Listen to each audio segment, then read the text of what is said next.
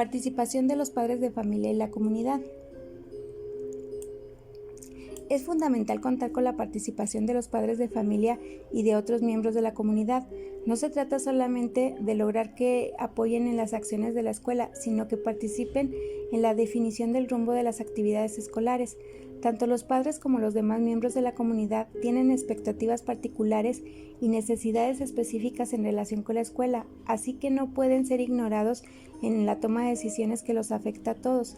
Hacerlo trae como consecuencia el funcionamiento deficiente de la escuela, la creación de una brecha entre la escuela y la comunidad y, el peor de los casos, el alejamiento de los propios alumnos.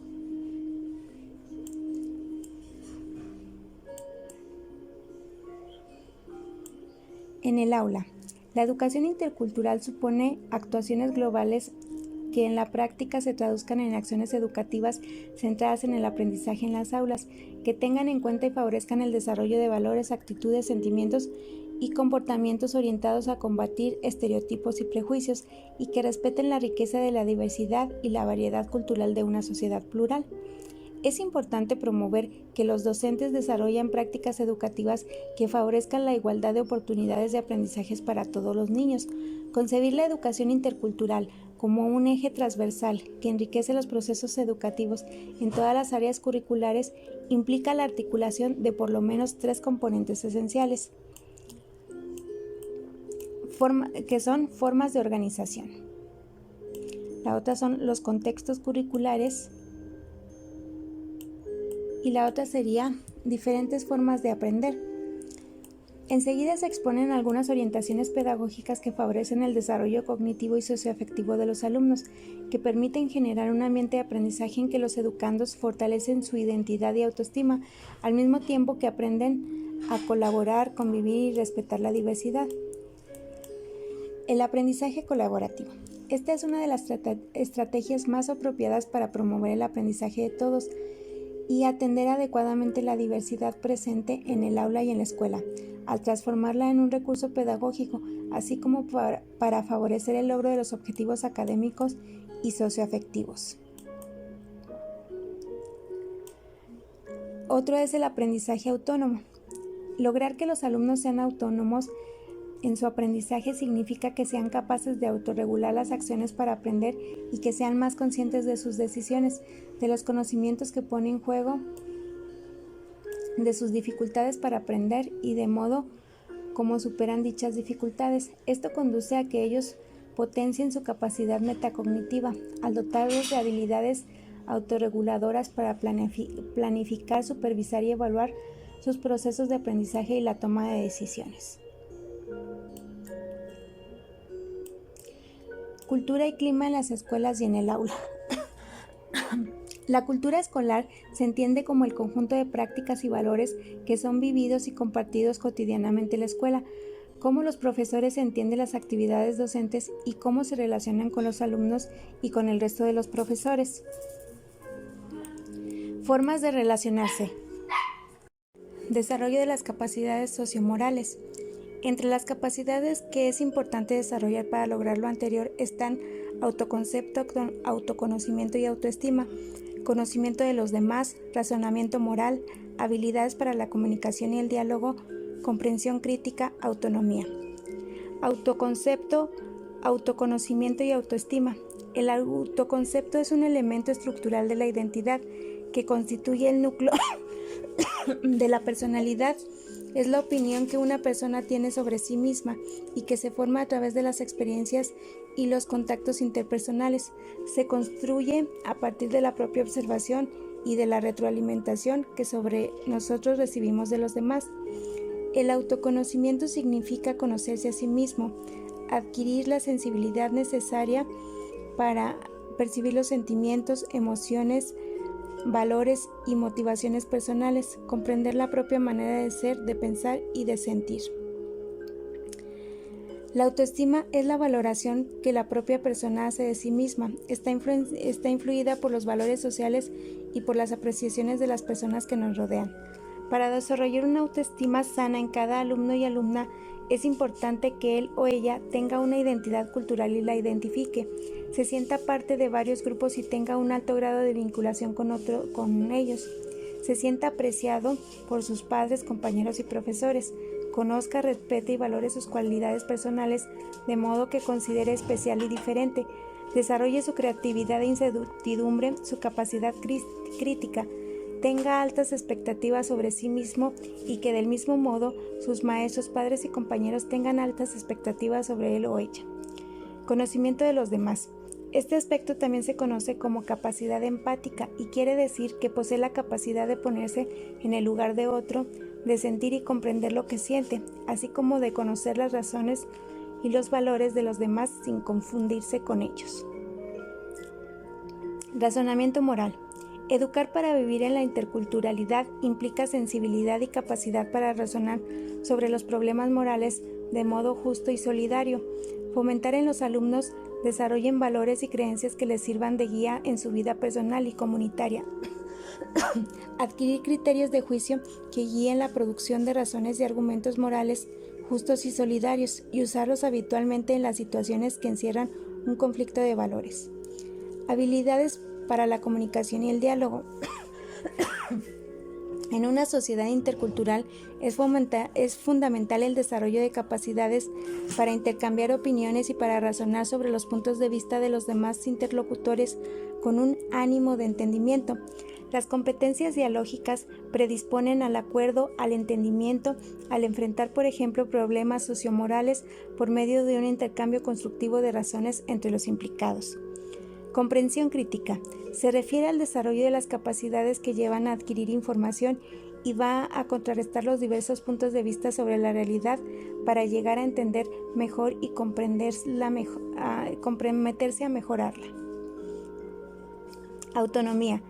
Además del desarrollo de capacidades para reflexionar, pensar, tomar decisiones y actuar en consecuencia, hay que buscar la coherencia entre el juicio y la acción, adquirir hábitos deseados y construir el propio carácter a través de un ejercicio de la voluntad. Normas en la escuela y en el aula. Convivencia, resolución de conflictos. La diversidad y los conflictos. El conflicto es inherente a las relaciones humanas. Actitudes frente al conflicto. Ante un conflicto se presentan diferentes actitudes que dependen de cuánta importancia se dé a dos factores. Por un lado, a los objetivos, es decir, a lo que buscamos y que motivan el conflicto, y por el otro, a la relación con la otra parte. Esas actitudes se describen a continuación. La primera es competitividad. El resultado es gano-pierdes. La acomodación. El resultado es pierdo-ganas. La evasión. El resultado es pierdo-pierdes. La cooperación. El resultado es gano-ganas. Negociación. Como es difícil que exista cooperación plena, con la negociación ambos ganan, pero no al 100%, sino en lo fundamental. Formas de intervención en un conflicto. Para desarrollar herramientas que permitan abordar y resolver los conflictos, es recomendable trabajarlos en los primeros estudios, antes de que estallen en crisis. Las habilidades básicas que participan en la resolución de conflictos son 4. Las primeras 3 corresponden a la prevención y la última al análisis y a la negociación. Crear grupos en un ambiente de aprecio y confianza, favorecer la comunicación, trabajar la cooperación, aprender a analizar conflictos, a negociar y a generar soluciones creativas. Crear un grupo en un ambiente de aprecio y confianza se fundamenta en las necesidades básicas de identidad y pertenencia de las personas. Para el efecto, se puede echar mano de los siguientes recursos. Juego de presentación. Permite conocer los nombres y algunas características de los alumnos, a fin de sentar las bases de trabajo dinámico y horizontal. Juego de conocimiento. Profundizan en el conocimiento de los miembros del grupo. Juego de afirmación. Desarrollan el autoconcepto y favorecen la conciencia del juego. Juegos de confianza. Favorecen el desarrollo de la confianza en el otro. Favorecer la comunicación. Hay quienes trabajan los diferentes canales de comunicación, tanto verbales como no verbales. Trabajar la cooperación, establecer relaciones cooperativas mediante el descubrimiento de todas las percepciones y utilizando la fuerza de todos y todas para alcanzar los objetivos en común. Aprender a analizar conflictos, a negociar y a generar soluciones creativas. Con esta habilidad es más compleja que las anteriores, requiere que el niño o la niña presenten un nivel superior de desarrollo cognitivo, afectivo y sociomoral. Cada aspecto incluye los siguientes puntos. Inciso A, personas. Y las personas incluyen percepciones. Aprender a expresar las percepciones propias y a escuchar las de los demás. Como herramienta se recomienda narrar, representar cuentos o historias, hacer juego de los roles. Otra es el poder. En todo conflicto existe un desequilibrio de poder que hay que subsanar. Se deben descubrir las bases de poder e influencia, tanto del que está abajo como el que está arriba. No enseñar a reequilibrar el poder significa educar para la sumisión y el conformismo. Imagen. En todo conflicto está entredicho la imagen y el prestigio de los contendientes. Las partes deben de sentir que su imagen sale airosa, de lo contrario se pone en riesgo una buena resolución. Inciso B. Proceso. Controlar dinámicas destructivas de comunicación. Poner un alto a las acusaciones e insultos mutuos. Pasar de tú al mensaje al yo mensaje. Hablar en primera persona de nuestros sentimientos y de lo que nos ha afectado en vez de hablar del otro en forma negativa. Analizar los procesos seguidos. Construir un mapa de análisis del conflicto. ¿Qué lo origina? ¿Quién participa? ¿Cuál es el poder e influencia? ¿Qué soluciones se han ensayado? Establecer procesos de consenso, planear normas para enfrentarlo y construirlo. Inciso C. Problema. Diferenciar posturas o posiciones de intereses o necesidades. En las posturas solo hay dos soluciones, una de cada parte. En la necesidad se abre el campo a las soluciones, pudiendo encontrar necesidades comunes además de las antagónicas. No intentar solucionar el problema sin haberlo analizado. Es importante saber cuál es el problema que está en el centro del conflicto. Sugerencias para la evaluación. En las instituciones educativas, la evaluación de los procesos de enseñanza y aprendizaje es un tema que se ha abordado desde varias posturas conceptuales, metodológicas y operativas. Ahora bien, desde el enfoque intercultural, la evaluación se entiende como una componente fundamental del proceso educativo en general, cuya función es facilitar la sistematización y, sobre todo, la incorporación de dicho enfoque. Al permitir generar juicios sobre el funcionamiento de las experiencias educativas con el propósito de retroalimentarlas en función de la búsqueda de resultados acordes con los criterios de una educación de calidad, así como los referidos para los propósitos del enfoque intercultural. La evaluación se propone como una tarea compartida que presupone la participación activa de los distintos actores que intervienen y participan en este proceso. Es decir, la interculturalidad plantea que la evaluación se realice en varios niveles: aprendizajes individuales, impacto en diferentes dimensiones, procesos y resultados, así como en distintos ámbitos, en el aula, la escuela y el sistema educativo. Esto es, tanto los alumnos y docentes como en la escuela, la comunidad y la sociedad en su conjunto. Para orientar la evaluación de los procesos que se generen en la acción educativa, se señalan a continuación algunos indicadores cualitativos y cuantitativos que permiten la revisión de los cambios observados en lo individual, el aula, la escuela y la comunidad. Con los educandos. Resultados formativos.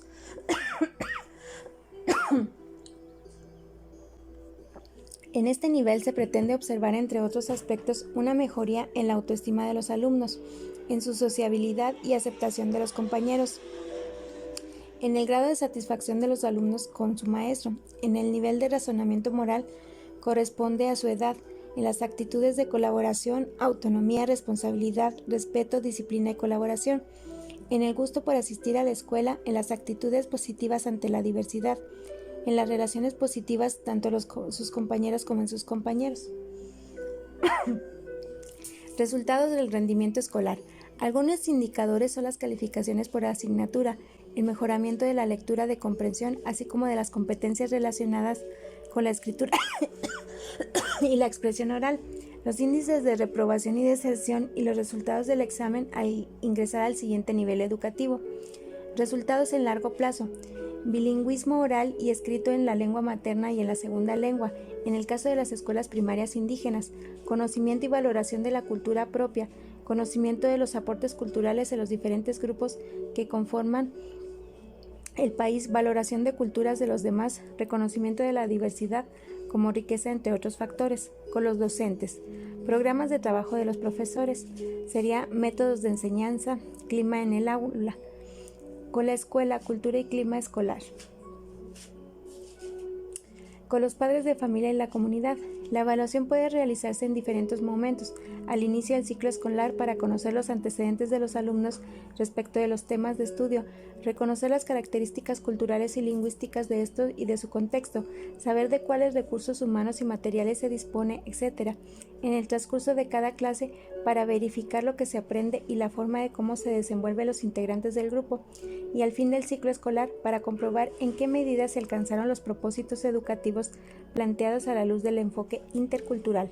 Por último, cabe mencionar que comunicar a los alumnos la forma, medios e instrumentos en que se emplearán en la evaluación podrán estar en condiciones de adecuar su desempeño durante el proceso educativo y que al considerar la evaluación como una constante en nuestra práctica docente podremos contar con la información necesaria para mejorar las estrategias de enseñanza durante el ciclo escolar, evitando así que se reduzca al mero instrumento de acreditación. Hemos privilegiado la planeación educativa como una herramienta de transformación gradual de los contenidos, las estrategias, el clima en la escuela y en el aula, etc., que posibilite el tránsito de las condiciones de enseñanza hacia el enfoque de la educación intercultural. En este sentido, habrá que tener siempre en cuenta la necesidad de relativizar los contenidos y saberes propios de la cultura hegemónica para que se advierta su carácter inacabado y por tanto se prepare el terreno para entender otras lógicas culturales.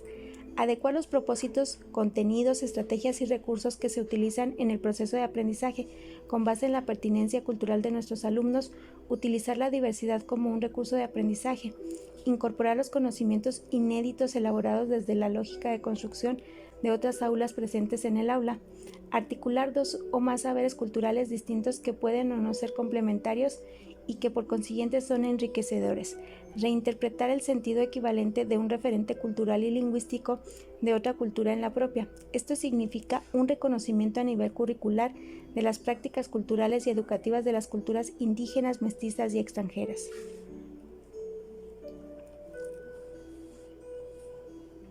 Estrategias de intervención pedagógica. Proyecto escolar.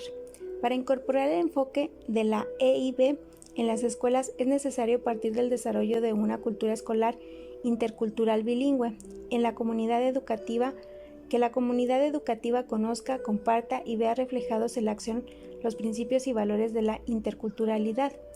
Una manera de lograr escuelas interculturales de calidad es a través de un plan de desarrollo de un conjunto de principios que orienten el proceso de cambio. Lo importante es pensar juntos y establecer nuevas formas de abordar la gestión y la organización de la escuela en el marco de la EIB. Un proyecto escolar es un instrumento para planear el cambio.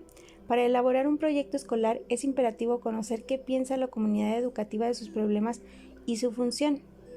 Lo mejor es hacer varias reuniones de trabajo en las que el presidente del Consejo Técnico organice el diseño del proyecto, mientras los equipos concurrentes aportan ideas y elaboran propuestas. Una vez diseñado el proyecto que orientará las acciones de la escuela, hay que compartirlo con la comunidad para conocer sus opiniones, así como para lograr participación y apoyo.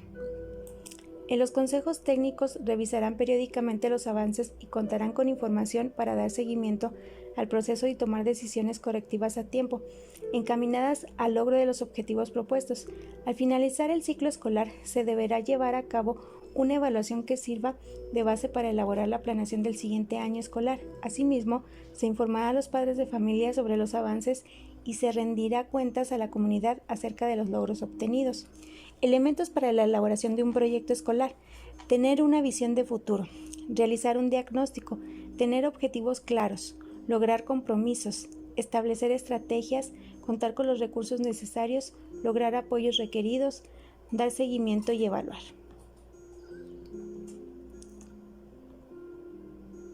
En principio, el diagnóstico puede abordar los aspectos más relevantes, por ejemplo, para conocer la eficacia, las calificaciones de los alumnos en español y matemáticas, el índice de reprobación, el índice de deserción, el índice de eficiencia terminal, el porcentaje de alumnos fuera del rango de la edad, el porcentaje de ausentismo. Para conocer las características de entrada de los alumnos se necesita obtener información como la siguiente: el número total de alumnos, el número total de alumnas, el número de alumnos según su origen cultural, el número de alumnos con necesidades educativas especiales, el número de alumnos que hablan otras lenguas además del español, el número de alumnos que no hablan español o lo hablan poco, las evaluaciones de los alumnos en ciclos escolares previos o el resultado de las evaluaciones diagnósticas realizadas por los profesores al inicio del curso, especialmente las áreas de lengua, comprensión lectora, expresión oral y escrita y matemáticas.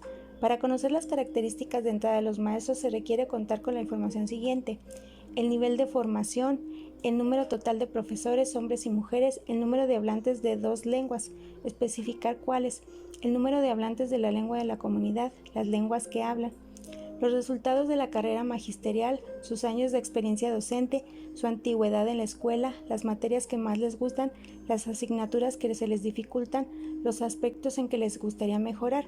En relación con el contexto, es esencial contar cuando menos con la siguiente información: características socioeconómicas de los padres, su nivel de estudio, el porcentaje de padres y madres no alfabetizados, la ocupación de cada uno de los padres y las madres, sus expectativas en relación con la educación de sus hijos, sus expectativas respecto de la escuela, las formas como se pueden apoyar a la escuela de acuerdo con sus posibilidades, participación en la sociedad de padres de familia y en comités para el mejoramiento de la escuela, apoyo para la realización de actividades extraescolares, etc. Los conocimientos, habilidades y valores que desean que se les enseñen a sus hijos en la escuela, el origen sociocultural de la comunidad, los sectores que integran la comunidad. Además, la comunidad educativa deberá conocer el Programa Nacional de Educación, las características de la localidad donde se ubica la escuela, los apoyos que pueden ofrecer las autoridades de la localidad, las lenguas indígenas que se hablan en la comunidad donde se localiza la escuela. Respecto de los procesos que se llevan a cabo en la escuela, destacan los que se describen a continuación: las actitudes de los profesores ante la diversidad. En caso de que la escuela se encuentre en una comunidad donde se habla un idioma diferente del español, ¿cuánto se promueve el uso de la lengua materna? La existencia del mecanismo para favorecer la cultura de la comunidad. La promoción y el fortalecimiento tanto de la lengua materna como del español, el grado de flexibilidad y adaptabilidad del currículum a las necesidades de los alumnos y el contexto, la existencia de estrategias intencionadas que promueven los valores para la interculturalidad, respeto a la diversidad, solidaridad, diálogo, equidad, el grado de flexibilidad y diversidad de los métodos que son utilizados por los profesores, la organización adecuada de la enseñanza y el empleo apropiado del tiempo en las actividades orientadas a la consecución de los objetivos, el grado de flexibilidad en la agrupación de sus alumnos, el clima de respeto, aceptación, confianza y equidad. Es preciso contar con técnicas e instrumentos que permitan obtener información sobre el aspecto antes señalado y planear quién se encargará de obtenerlos, así como cuándo y dónde lo harán. Tener objetivos claros cuando se emprendan los cambios en la escuela. Las metas fijadas indican su orientación. Lograr compromisos. Es de suma importancia que los actores involucrados en este proceso vayan tomando ciertos acuerdos, los cuales deben ser considerados como referentes permanentes para el desarrollo del proyecto escolar. Establecer estrategias. Se debe señalar los mecanismos relativamente estables que permitan cumplir los objetivos. ¿Cómo lo lograremos? Las estrategias se refieren a los procesos que requieren ser modificados para alcanzar las metas. Contar con los recursos necesarios. El personal de la escuela es un recurso de gran importancia. Lograr los apoyos requeridos. Es preciso tener en cuenta los apoyos informativos y técnico-pedagógicos indispensables para llevar a cabo el proyecto. Dar seguimiento y evaluar. Es necesario definir los indicadores o descriptores cualitativos y cuantitativos que darán cuenta del avance en el logro de las metas. Para realizar el seguimiento del proceso de cambio, es decir, de la solución a los problemas de la escuela, se sugiere informar periódicamente a la comunidad educativa sobre los avances realizados en la resolución de problemas, tanto sobre las metas como sobre las actividades realizadas. Definir los indicadores antes de poner en marcha el proceso de cambio. Estos sirven para medirlo, revisar los cambios, determinar los instrumentos para evidenciar los cambios. Planeación didáctica con un enfoque intercultural. Se planea para el docente. Planear su trabajo brinda al maestro seguridad y confianza porque le señala con quiénes, con qué, cómo y cuánto tiempo va a organizar las actividades con los educandos, además de que le permite adaptarse a las posibilidades y demandas reales de su grupo. La planeación didáctica con enfoque intercultural bilingüe implica que en el tratamiento pedagógico de los contenidos escolares el docente considere los conocimientos y valores propios de los niños, respetando sus particularidades culturales, étnicas y lingüísticas, su ritmo de trabajo, forma de aprender y características propias. Asimismo, que tenga en cuenta las capacidades diferentes de sus alumnos, su edad y las diferencias determinadas por el género y el contexto comunitario, social y familiar. La planeación didáctica que desde este enfoque lleva a cabo los maestros requiere tener en cuenta que el aprendizaje necesariamente debe ser significativo y que por ello se basa en las competencias, los conocimientos y los saberes escolares previos de los alumnos, a fin de construir puentes sensibles entre visiones y conocimientos propios y ajenos, en busca de una complementariedad antes de que de oposición. Un componente esencial de la planeación didáctica es la evaluación, ya que considera de manera constante los procesos y los productos, al tiempo que evalúa la propuesta del grupo, a cada niño y al docente. La planeación funciona entonces como un espacio de articulación entre la reflexión y la acción. Tipos de estrategias didácticas. Serían unidades didácticas independientes. Tiene como propósito que los docentes promuevan de manera específica algunas conductas y o valores que consideren pertinente introducir en el trabajo cotidiano a partir de los contenidos curriculares específicos de la asignatura. Unidades didácticas articuladas. Buscan que los docentes puedan trabajar unidades de manera integrada que prevea en mediano plazo la posible articulación de un mayor número de contenidos de la programación y las interculturales para estimular el desarrollo de forma de participación, además de contar con un mayor tiempo para ponerlas en práctica. Proyectos didácticos. Son formas de organizar los contenidos programáticos que pretenden la búsqueda de interrelaciones entre diferentes fuentes y problemas que se conectan en torno a las estructuras de conocimiento.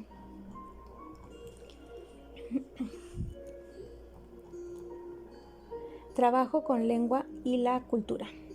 Trabajo con la lengua y la cultura. Propuesta de trabajo. Cuando un docente no habla la misma lengua que sus alumnos. Cuando el docente no habla la misma lengua que sus alumnos.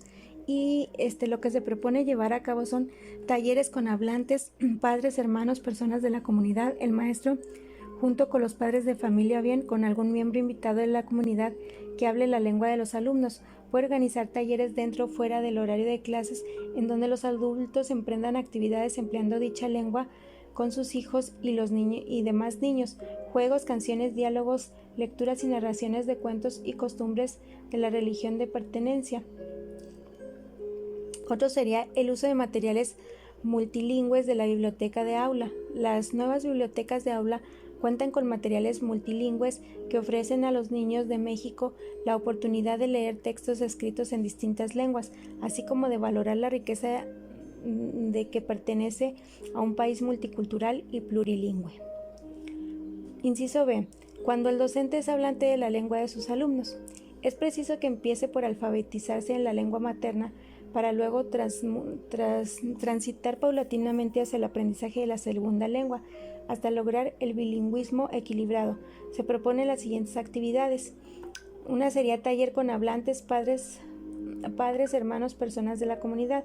El otro sería uso de material multilingües de la biblioteca de aula. Inciso C. El trabajo con el español. Cuando existen dos lenguas en una comunidad, se desencadenan procesos que producen desigualdades que afectan a los grupos minoritarios y originan secuelas de interferencias, prejuicios, estereotipos y conflictos en ámbitos de aprendizaje y el uso social de lenguas. De ello se desprende la importancia que tiene la participación de la escuela para recuperar, con base en la enseñanza del español, la valoración y el respeto a los usos locales de las lenguas, cualesquiera que sean.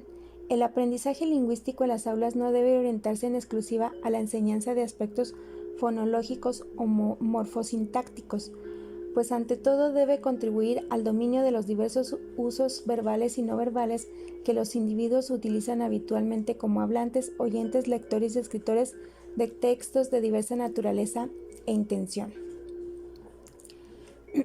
Uso de materiales didácticos. Los materiales han permitido a los docentes contextualizar los aprendizajes y lograr una educación pertinente en los aspectos lingüísticos y cultural. Para ello, hay que tener en cuenta ciertos elementos. El contenido. Inciso A. Analizar si todos los grupos humanos se representan en situaciones diversas, tanto desde el punto de vista de las ocupaciones como de sus formas de vida. Inciso B.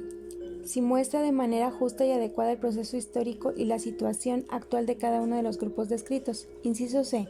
Apreciar si se integran minorías en el texto, el desempeño de cada una de ellas y si representa a la sociedad actual con un criterio equilibrado que refleja la diversidad existente. Esto serían las ilustraciones, el lenguaje